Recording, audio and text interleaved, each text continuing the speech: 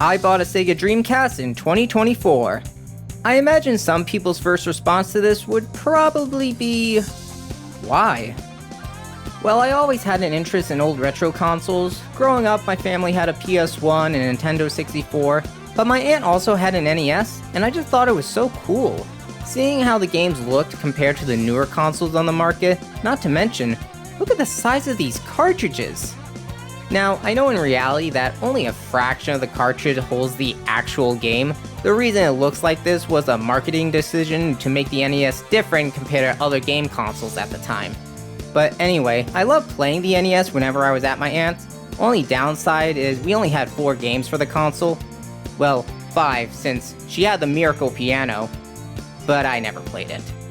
As time passed and I got newer consoles like the PS2 and GameCube, I eventually got access to the internet and started learning about so many different gaming consoles that were released over time. One company I was surprised to see making consoles was Sega of all people. Nowadays, Sega is known for multiple franchises like Sonic, Super Monkey Ball, and Yakuza, which would appear on multiple consoles. But back in the 80s, all the way to the late 90s, Sega had their own line of consoles, starting with the Master System and ending with the Dreamcast. Unfortunately, as the industry changed and new competitors like Sony's PlayStation started hitting the market, Sega eventually ended production of the Dreamcast and started making games for their former rivals. As a kid, I never thought that Sonic was exclusive to his own line of consoles, and I was actually getting the first line of games after he went multi-plat. Sonic Adventure DX and 2 were originally released on a separate console, and me and my brother just didn't know we were just getting enhanced ports. Looking back at the early years in gaming was always interesting to me, and the Dreamcast always caught my eye out of all the Sega consoles. So the thought of owning one was something I considered for a while. I was never too sure of getting one, since it would be pretty pricey buying everything, and I heard that some of these games could go really high up there in price. But a couple months ago, while hanging out at the mall with my brother, I ended up finding one at a collector's store. A Sega Dreamcast for only $150, and it looked pretty good for being such an old console. So here it was right in front of me, and I didn't buy it. I would see this thing for months on the shelf, always questioning, should I get it? I'm not big on online sites like eBay, cause there's always the possibility of not getting exactly what I want, but now I don't have to worry about that since it's right in front of my face. And after months of staring behind the glass, I decided, screw it. I drove over to the mall during my lunch break and purchased the Sega Dreamcast. Also saw this really nice in-box copy of Super Mario Bros. 3 for $100. Damn, maybe next time. So with the Dreamcast in my hands now, I want to go through my experience with the console, booting it up for the first time, and how everything went overall. One thing I should mention is the store I bought it from were very nice when it came to returns, mentioning I have a week to try out the console and return if there's any issues with it. Also gave me a controller with it so I didn't have to buy one separately. Besides the console, I'll obviously need a game to play, so I grabbed Sonic Adventure to start my collection. Considering I played DX on the GameCube, I'm curious to see how it plays on its original console. And all it cost me was $55. Not bad when you consider the cost of other games for the system. However, the first issue came up here because the store unfortunately had one thing missing for the console. A memory card. More specifically, the VMU. I don't know much about the VMU, but besides it acting as a memory card, and it had a small screen that you could play things on when you're away from the console. In a way, it's kinda like an early Nintendo Switch. Not really, but vaguely like that.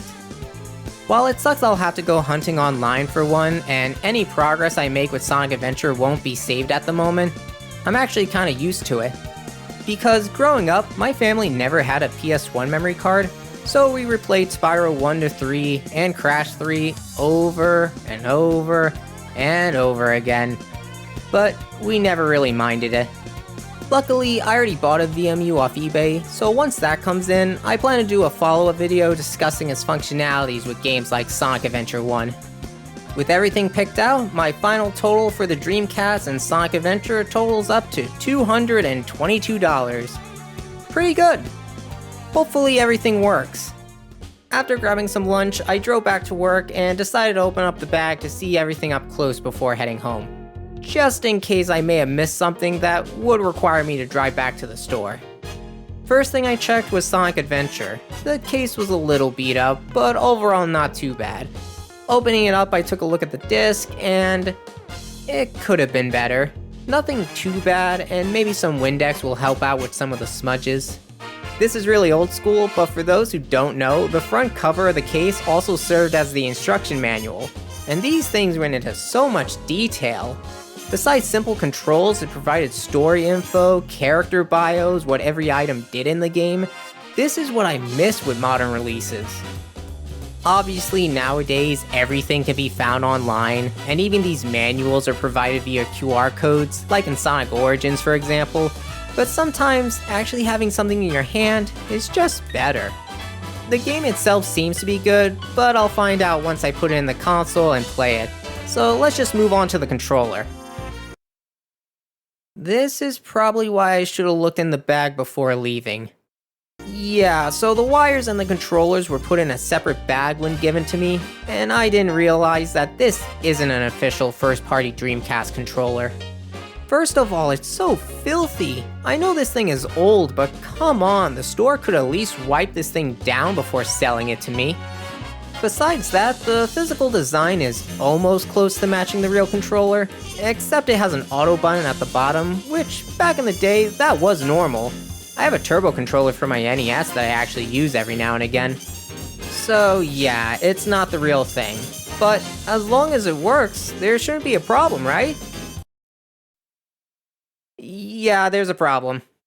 If I touch the analog stick a little to the right, the whole thing will click in place and get stuck.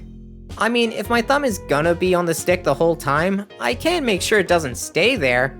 But come on, that's ridiculous. Especially since I know they have first-party controllers at that store.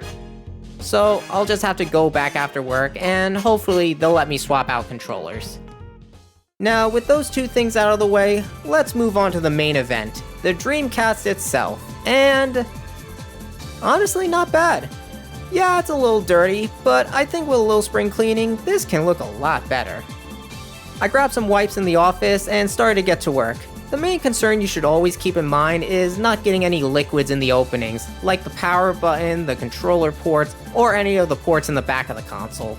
After using the wipes to get rid of the dirt and grime on the console, it looks a lot better afterwards. The top button and controller ports look especially nice after the cleaning. While I can't do anything about the yellowing due to it being under sunlight over the years, it didn't look that bad. Honestly, it looks really good. There were tiny pieces of paper in the screw holes and openings under the console, but using a trusty paper clip, I was able to get those things out no problem. Opening up the disc tray and hitting those nooks and crannies were important too, but one thing to consider is watching out for the lens that reads the disc. There's even a warning in the console saying not to touch it, so when cleaning around that area, just be careful. With everything looked over, the console looks relatively good.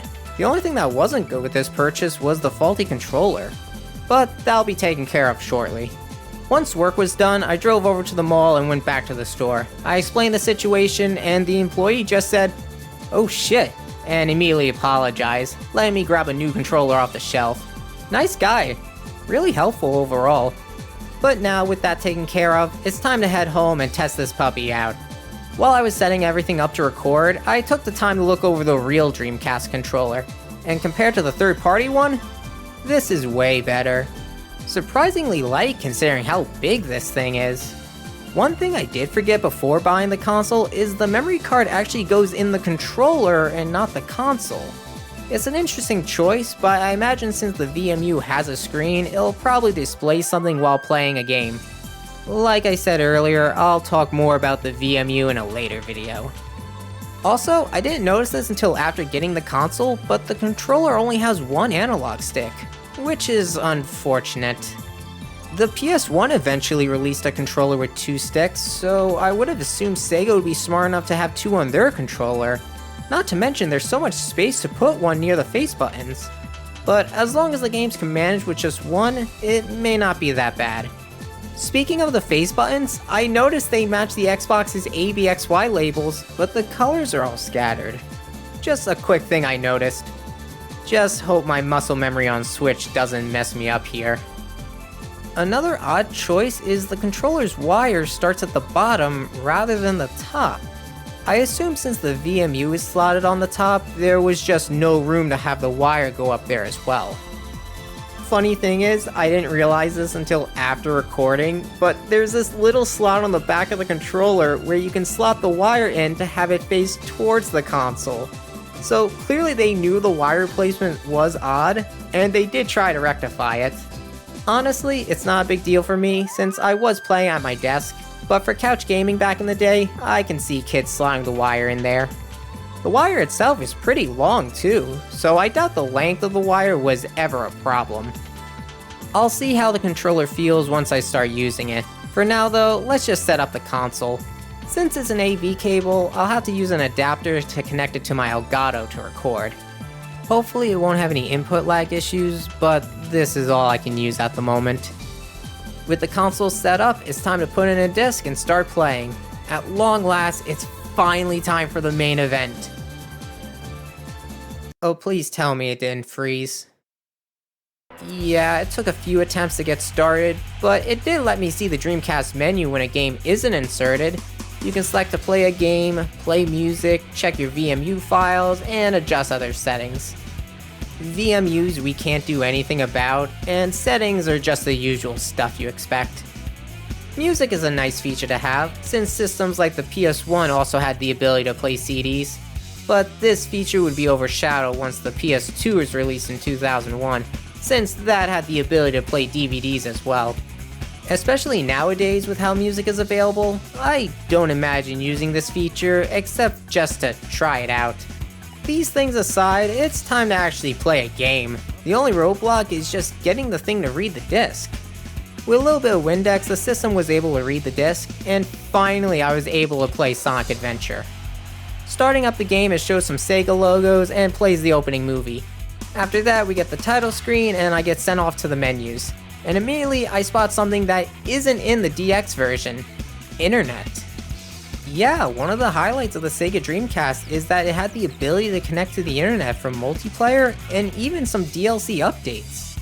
On the back of the console, there's a port to connect the Dreamcast's built-in modem to your phone line for a dial-up internet connection. For games like Sonic Adventure, you could download updates that change the aesthetic of Station Square. There is one for the Dreamcast launch, Halloween, Christmas, and even an event for New Year's of 2000. It would be cool to see this content today, but sadly, no luck. Unless there's a way online that I'm just not aware of. Regardless, the use of dial-up internet was sadly another negative for the console. Due to the transition to broadband internet around the time, dial-up was just being left behind. Sega did try to resolve this issue with a broadband adapter for the Dreamcast, but sadly, it didn't do much to help, considering games already released didn't support it. Without the internet features, all we have left is what's on the disc, which is still plenty. If you played Sonic Adventure DX on the GameCube, you're pretty much in for the same experience here, with some noticeable differences. Ignoring additional modes that were added in DX, like certain Game Gear titles and the mission mode, right off the bat, you'd notice Sonic and Friends look noticeably different here, as their models were updated when brought over to the GameCube. Also, certain textures like rocks for example were changed between versions. Since I couldn't play much during my recording session due to no memory card, there's probably more I haven't seen yet, but I'll have to come back to this game in a future video once I get a VMU. But with the 2 hours I did play, Sonic Adventure was just as fun as I remembered it. Controls felt good, the game didn't have any issues loading, which was good considering my concerns with the disc. And overall, I just had an enjoyable time playing. I was only able to get to the tornado segment with Sonic, and one act for Tails and Knuckles before I stopped playing for the night. Also, I did see that the Chao Garden did have a feature with the VMU, which could be fun to try out once I get the card. The only issue I had playing was with the controller, as my thumb would sometimes slide around the analog stick, forcing me to realign my thumb. Not the worst thing in the world, and maybe after more time with the system, I'll get used to it. The triggers were used to move the camera, which was decent I guess. Without a second stick, this was the only method to have control over the camera, which reminded me of Spyro on PS1. The game did do a fine job trying to stay behind the characters when I was playing, so I hardly ever used the triggers. So with my first day with the Dreamcast finished, one of my first impressions. Pretty good. Sure, there were issues like a faulty controller, console being a little dirty, and no memory card. But these things are to be expected when buying a used retro console, and honestly, it could have been worse. I felt I got pretty lucky with what I got. Sonic Adventure was a good first game to try on the console, and I imagine when kids first got this back in 1999, their minds were probably blown seeing graphics like these, not to mention the sense of speed from Sonic. If you plan to pick up a retro console like the Dreamcast for example, my advice would be these few points. Try to buy in person, or if online, make sure the seller provides good photos of the item. Prices vary between sellers, so try to find the average cost to make sure it's a good deal. If buying in person, always ask about a return policy, just in case. And finally, check to see if the item is tested. If they don't mention this, it's a good idea to ask before buying. I plan to make more videos for the Dreamcast and already have ideas of what games to buy, but this is also where you guys come in. I want game recommendations for the Dreamcast. If there's a game you want me to try out, leave it in the comments below and I'll try to get it. Obviously, some games may be harder than others, but I'll still try. Liking, subscribing, and commenting below helps the channel grow, and I appreciate all the help, and shows you guys want to see more videos. I feel like this is going to be a fun side thing to do during the year, seeing this game collection grow slowly over time.